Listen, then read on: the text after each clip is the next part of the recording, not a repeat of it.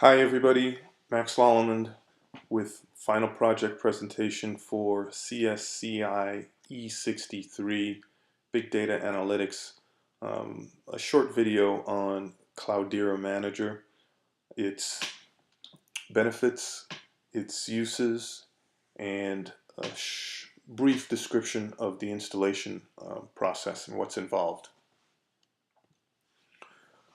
What exactly is Cloudera Manager? Well, Cloudera Manager is an end-to-end administrative software management tool for Apache Hadoop. And I'll quote Cloudera itself here because they have a great statement. Cloudera Manager is the industry's first and most sophisticated management application for Apache Hadoop and the Enterprise Data Hub. Cloudera Manager sets the standard for enterprise deployment by delivering granular visibility into and control over every part of the data hub, empowering operators to improve performance, enhance quality of service, increase compliance, and reduce administrative cost.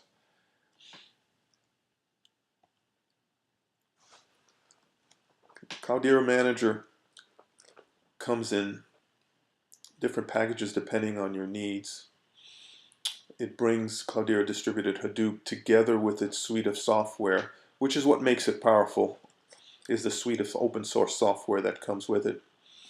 And it makes it available in two different ways. You can get it Cloudera Enterprise version, which includes Cloudera Distributed Hadoop and an annual subscription license per node. But what that gets you is technical support and three different editions, again, based on your needs. Cloudera Express is free, does not require a license, also includes Cloudera Distributed Hadoop and a version of Cloudera Manager lacking certain enterprise features, as it says, such as rolling upgrades and backup disaster recovery. And of course, no technical support.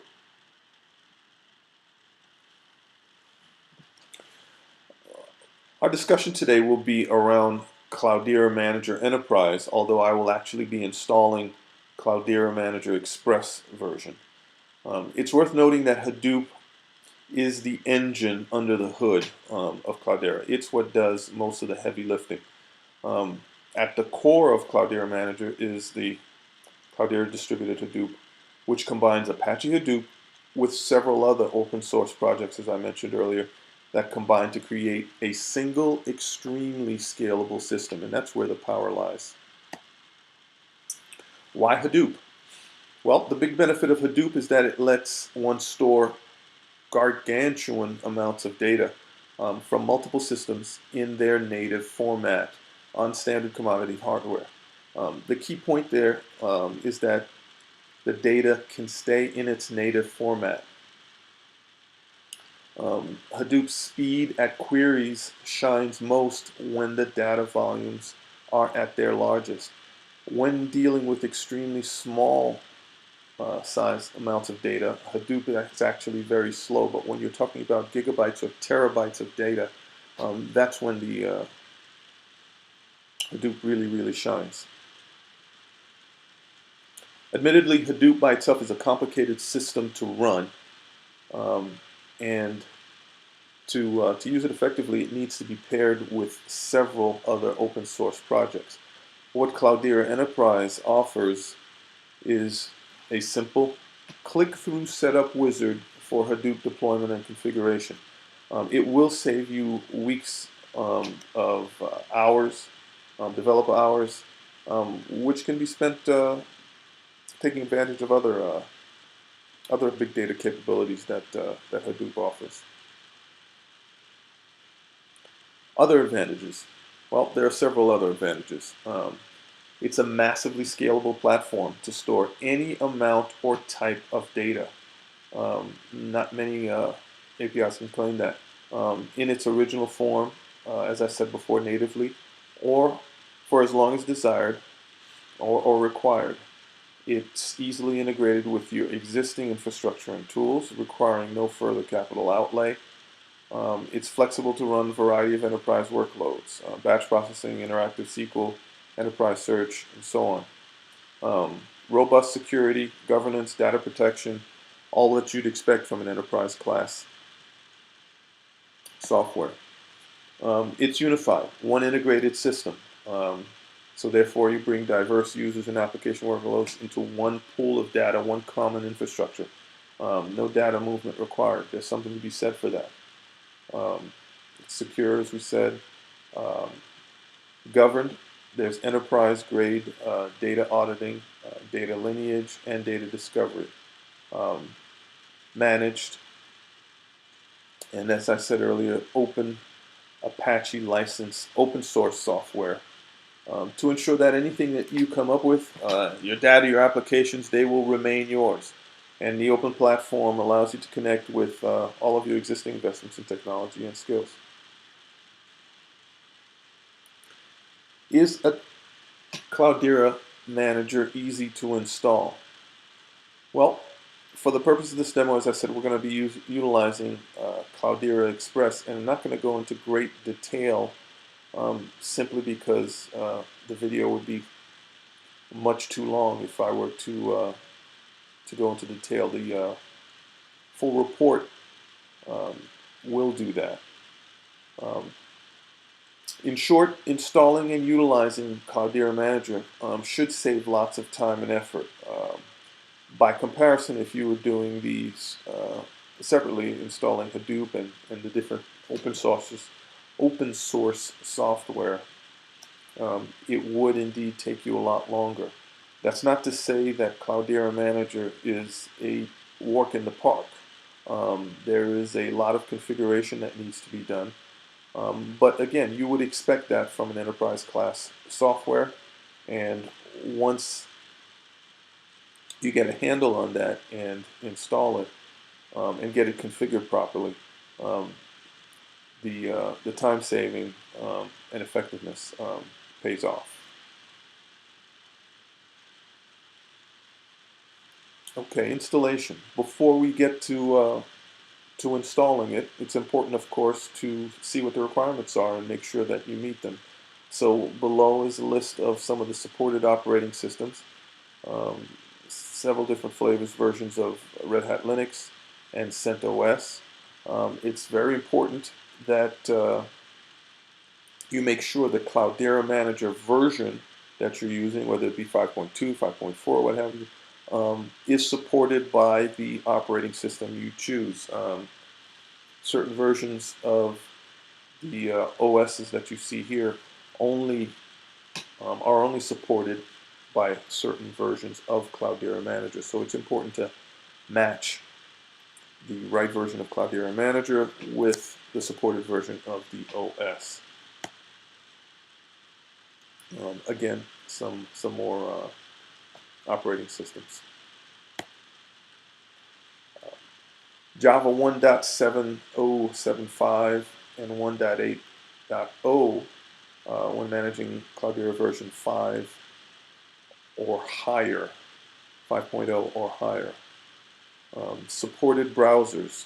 In order to configure Cloudera Manager, you will connect via your browser, and as you can see, Cloudera Manager supports all of the most popular browsers out there: Mozilla, Google Chrome, Internet Explorer 9, and Safari 5 or higher.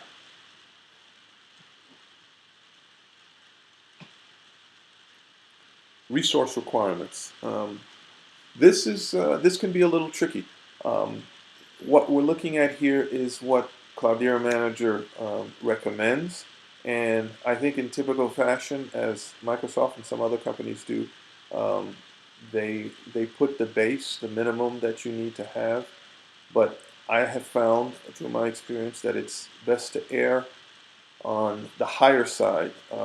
Using a MacBook Pro with 8 gig of RAM, and that's a dual core. I tried to install Cloudera Manager on a virtual machine, CentOS version 6.4 virtual machine, Cloudera Manager version 5.4 and it was extremely sluggish, lagging quite a bit, and I ended up having to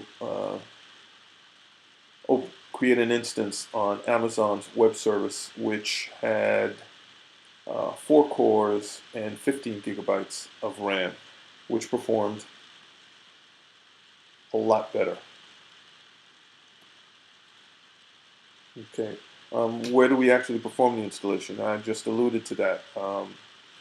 Most likely, you'll be better off on the cloud or on a very powerful system. When setting up the hosts and data nodes via the cloud, it is very important that the firewall settings and ports be properly configured. When setting up on AWS, there are security groups associated, as you know, if you've ever created an instance on Amazon Web Services.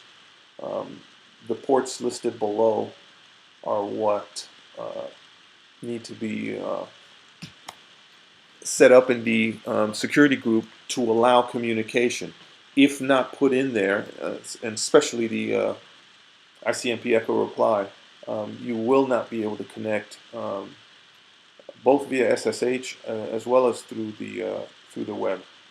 But not only should the security group be set up, the instance itself, the OS that you install, has a firewall on it, and that firewall also needs to be set up as well to allow those ports, else you will not be able to connect and perform the duties that you need to. Okay, software installed. Well, how do I install the software? To actually download and install the software, Cloudera Manager, you can simply use, once you have your instance created, simply SSH via terminal server into the instance using the wget command, download the package, which actually downloads very quickly, a matter of seconds, and perform the install using the yum install command. And that gets installed relatively quickly and easily. The devil is in the details, as they say, and you must go in and disable Linux, and you must go in and set up the firewall on the OS itself, on the OS on the virtual machine itself. Having done that, you are not done. You're not finished. You need to connect via your web browser, any of the supported web browsers mentioned, and using port 7180, which you should have put into the security group as well as the firewall. When you type in your public IP address along with that port, you will see the page showing on the screen now. It's the login screen, and it will tell you that the username, the default username and password are both admin. You of course have the opportunity to change that, and it will allow you to log in.